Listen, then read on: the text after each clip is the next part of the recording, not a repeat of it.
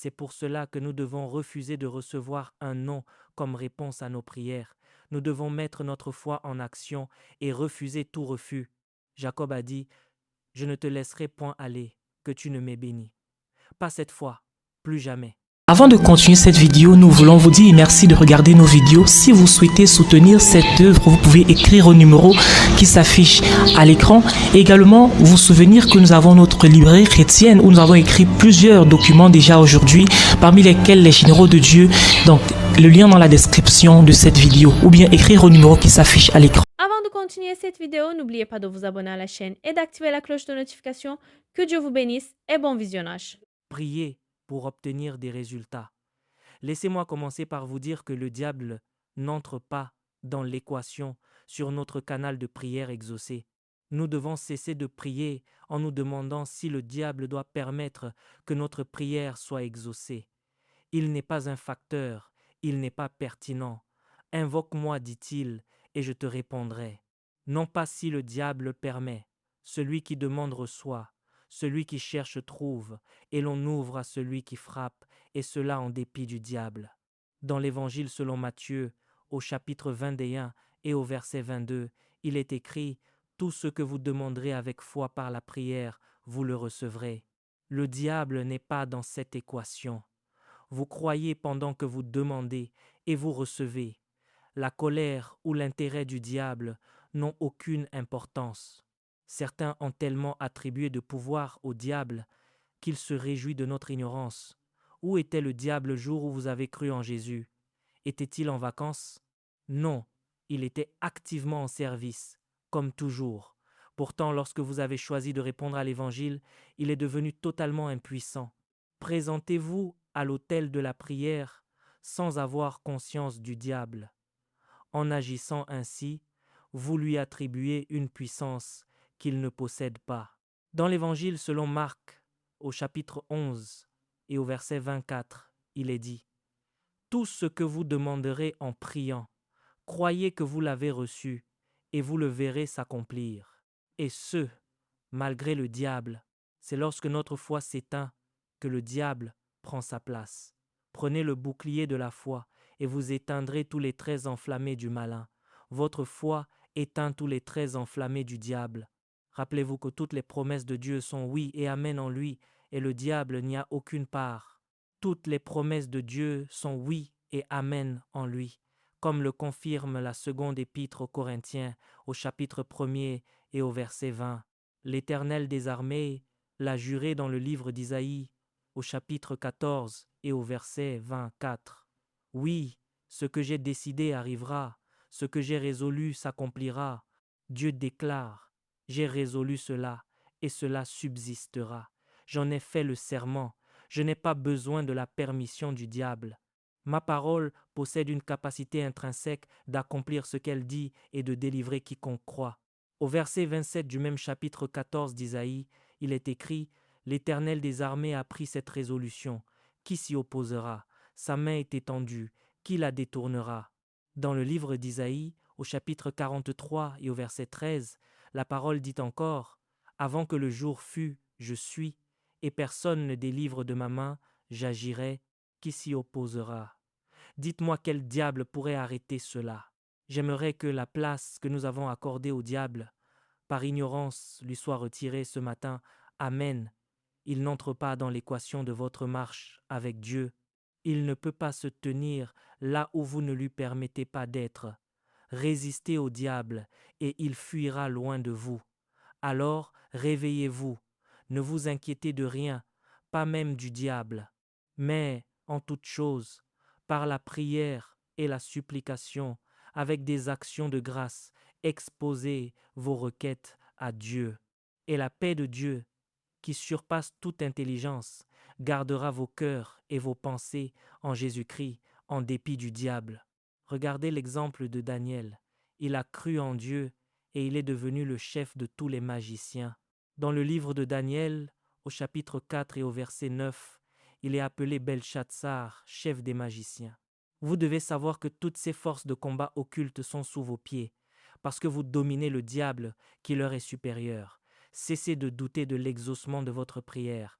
Dans Daniel, au chapitre 5 et au verset 11, la reine dit au roi, « Il y a dans ton royaume un homme en qui est l'esprit des dieux saints, et du temps de ton père, on trouva chez lui des lumières, de l'intelligence, et une sagesse pareille à la sagesse des dieux. Aussi le roi Nebuchadnezzar, ton père, l'établit chef des magiciens, des astrologues, des chaldéens et des devins. Daniel en était le maître. Et pourquoi? Dieu a délivré Daniel parce qu'il avait foi en son Dieu. Ainsi votre foi vous place au-dessus de toutes les forces de l'enfer. Puis-je entendre votre Amen? Quelqu'un est-il enthousiaste ce matin? C'est parfait. C'est pour cela que nous devons refuser de recevoir un non comme réponse à nos prières. Nous devons mettre notre foi en action et refuser tout refus. Jacob a dit, « Je ne te laisserai point aller, que tu ne m'aies béni. Pas cette fois, plus jamais. L'autre fois, je m'étais endormi, mais maintenant je suis bien réveillé. Je ne te laisserai pas partir avant que tu ne m'aies béni. » L'ange lui a dit, « Laisse-moi aller. » Mais Jacob a répondu, « Aller où? Tu ne vas nulle part. » Il a brisé les résistances et a refusé de céder. L'ange lui a alors demandé son nom, et Jacob a compris que les choses sérieuses commençaient. L'ange a déclaré, « Ton nom ne sera plus Jacob, mais tu seras appelé Israël, car tu as lutté avec Dieu et avec des hommes, et tu as été vainqueur. » Vous devez vous efforcer d'être vainqueur pour chaque sujet de prière que vous présentez. Prenez fermement position et dites, « Je n'accepte pas un non comme réponse. J'ai trouvé la volonté de Dieu à ce sujet, et Dieu ne peut jamais se renier lui-même. C'est pourquoi je refuse tout refus. » Nous voyons comment Élie a lui aussi refusé d'accepter un non et a triomphé. Dans le premier livre des rois, au chapitre 18, à partir du verset 40, Élie donne des ordres concernant les prophètes. Au verset 41, Élie dit à Achab, « Monte, mange et bois, car il y a un bruit d'abondance de pluie. » Il n'avait pas plu depuis 3 ans et demi. Achab monta donc pour manger et pour boire, tandis qu'Élie manifestait son autorité. Élie monta au sommet du Carmel et, se penchant vers la terre, il mit son visage entre ses genoux. Puis il dit à son serviteur, « Monte, regarde du côté de la mer. » Le serviteur monta, regarda et dit, « Il n'y a rien. » Élie dit 7 fois, « Retourne-y, mer.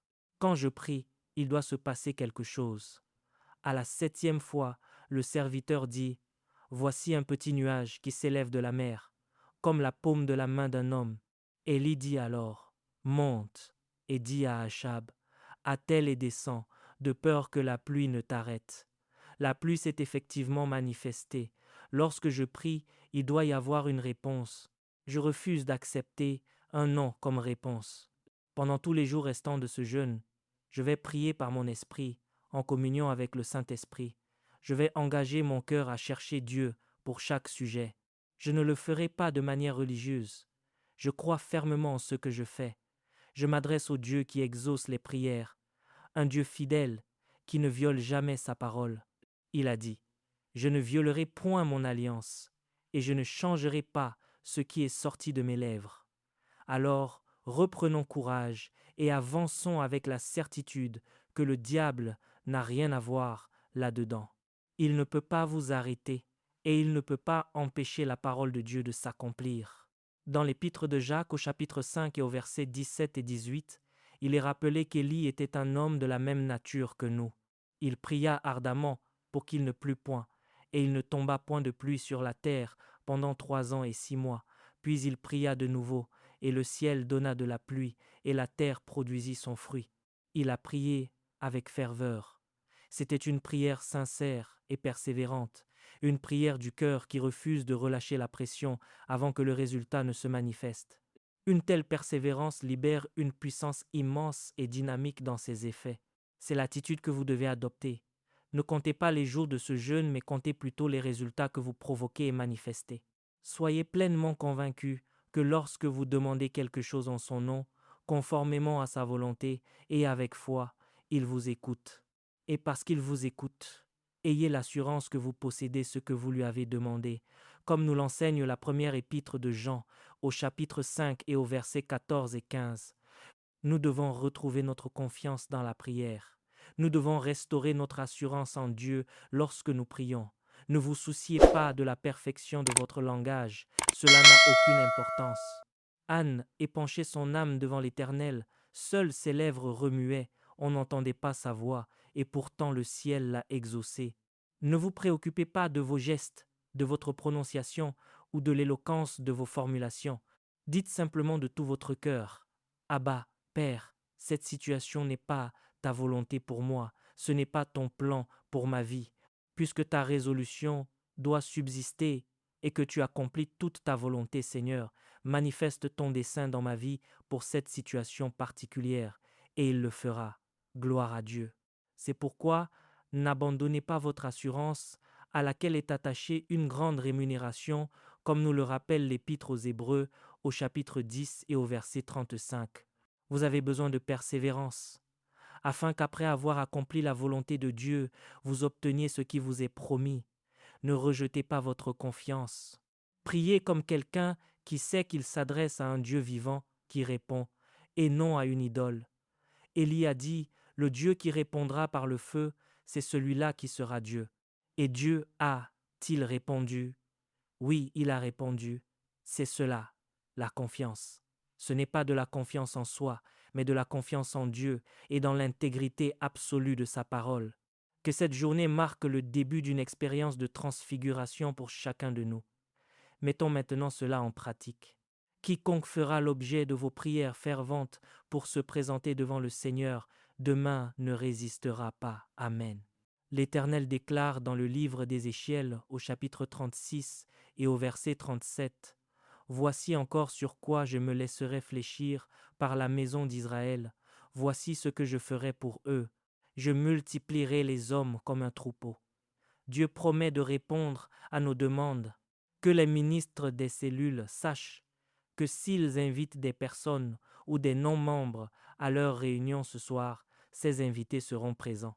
Ne traitez jamais les réalités spirituelles avec légèreté. Soyez sérieux et engagés. De la même manière, pour chaque situation de votre vie que vous élèverez dans la prière, attendez-vous à un exaucement immédiat. Lorsque le diable s'est attaqué à la vie de notre dernière fille, j'ai souri en sachant qu'en Jésus, il y a toujours une issue. En quelques minutes, la lumière du ciel a jailli et Satan a dû plier bagage et s'en aller. C'est maintenant votre tour. Si vous recevez cette bénédiction, levez-vous. Je refuse désormais d'accepter un non sur l'autel de la prière. Levez vos deux mains et que votre confiance en Dieu ainsi que dans la fidélité de sa parole se réveille pleinement ce matin. Ce n'est pas le moment de regarder ce que font les autres, mais d'engager votre esprit pour la transformation que Dieu a préparée pour vous en cette saison. Merci Jésus, et béni soit ton saint nom. Dans le nom précieux de Jésus, écoutez attentivement. Dieu répond à des requêtes précises et non à des formulations vagues. Soyez spécifiques pour chaque sujet de prière. Lorsque vous priez selon sa volonté, comme mentionné dans la première épître de Jean, au chapitre 5 et au verset 14, appuyez-vous sur les Écritures. Vous n'avez pas besoin d'interpréter la parole. Dieu la connaît parfaitement. Présentez vos requêtes en disant « Je demande cela conformément à ce que tu as déclaré ». Cela maintient votre prière dans la bonne direction. Je crois que cette saison est un temps de formation spirituelle pour votre triomphe total et pour l'accès à une dimension supérieure d'autorité. Déclarez que votre force est renouvelée selon le livre d'Isaïe au chapitre 40 et au verset 30 et 31. Proclamez que votre santé est restaurée, que la paix est établie dans votre foyer et que tout grandit et se multiplie selon ses promesses. Affirmez que toute personne qui franchira les portes de l'Église et qui ne connaît pas encore le Christ fera une rencontre personnelle avec lui et sera sauvée. Investissez-vous pleinement. C'est la manière la plus excellente de tirer le meilleur parti de cette saison. Aujourd'hui est proclamé votre jour. Combien d'entre vous ont prié aujourd'hui pour le culte de demain? Vous en constaterez l'impact. En entendant les témoignages, vous pourrez vous dire « J'ai prié pour cela ». Combien d'entre vous ont prié pour la réunion de cellules de ce soir? Si vous avez prié avec ferveur, vous en verrez les fruits. Levez vos 2 mains et exprimez votre gratitude à ce grand Dieu. Rendez-lui grâce, car il n'y a personne comme lui. À lui soit la gloire